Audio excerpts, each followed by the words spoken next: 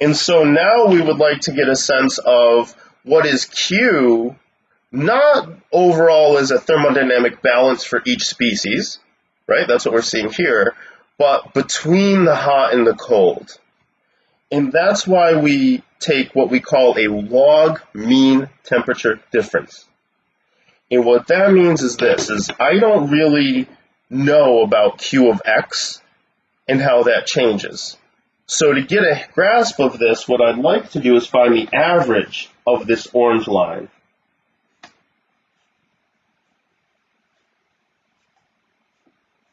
And the average of this blue line.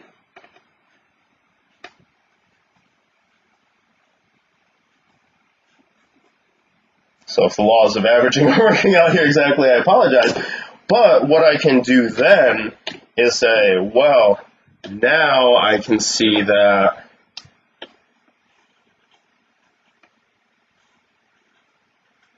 this Q is the same. And I can get these average values by taking what we call a log mean temperature difference.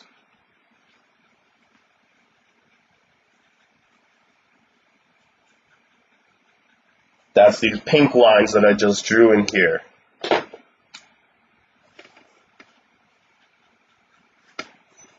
That's why you did this whole business with finding LMTD. Okay? So that's, in one sense, we can think about this as an equilibrium, as a thermodynamic balance. I'm warming up a certain amount of liquid. I don't care about what's going on in the system. Thermodynamics don't care about transport, right? So thermodynamically, I'm just heating up, MCP delta T.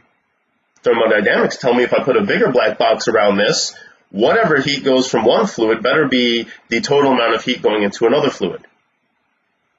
And now transport tells me, well, there's a little bit more going on here because inside of this black box, I have really high heat transfer rates, I have really low pore heat transfer rates.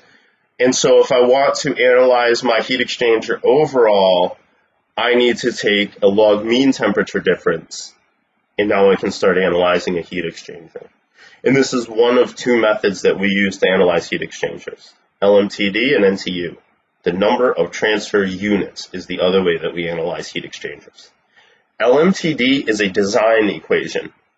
This is going to tell me if I have enough surface area or not. I know overall what my balance is. Do I actually have enough surface area? Because now Q, we're going to see this U is an overall heat transfer coefficient times the surface area, that's the contact area between the pipe and the shell, the tube and the shell. So AS is whatever surface area we have. That's why we had a ton of little tiny pipes, because we increased the surface area. Delta TLM. So our log mean temperature difference is really useful for calculating a new surface area. To say, well, I know what I want out of this system. I know my overall balances. I know I can calculate some log mean temperature difference, and based on that, I can let the surface area float, and I can choose how many tubes I need or what surface area I need. The other method for choosing heat exchangers, I would say, it's not a design equation. It's the epsilon NTU method, the effectiveness and number of transfer units. This is very useful if you're choosing a heat exchanger out of a catalog. You have a heat exchanger in the warehouse. It has a given size. Every pipe, every dimension of this thing is set geometrically. You can use the number of transfer units to figure out, given a few process streams, what heat transfer you could expect, or what the maximum possible heat transfer would be out of that heat exchanger given, say, your coolant fluid, right? If you know what your coolant is, it has a certain temperature range that you're bound to.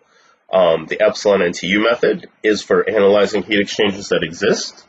LMTD method is very useful for designing a heat exchanger of your own. All right, so we need to get a handle of this equation next. So this is where we're at. We know what this delta T log mean means now. We talked about U being the overall heat transfer coefficient. We have the surface area. We discussed the significance of that. And so let's look at this equation and get a few values for this LMTD, log mean temperature difference.